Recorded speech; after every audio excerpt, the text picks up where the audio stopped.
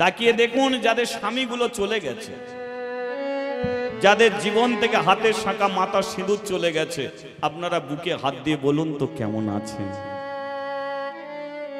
বেঁচে আপনারা আছেন, কিন্তু পরের লাথি ঝাঁটা খেয়ে বেঁচে থাকতে হচ্ছে।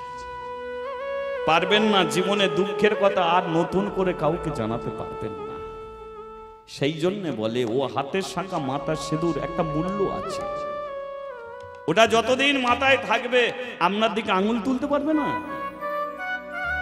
কলিকাতায় দেখবেন গাড়ি যায়, লাল যখন আলো জ্বলে ওঠে গাড়িকে দাঁড়িয়ে পড়তে হয়, কেন? এখন গাড়ি যাবে না। তদ্রূপ মাথায় যাদের সিঁদুর আছে, অন্যান্য ছেলেরা ওদিকে তাকিয়েও না, দাঁড়িয়ে যাও। ও আলো জ্বলে গেছে, লাল আলো জ্বলে গেছে, ওদিকে যেও না, বিপদ আছে।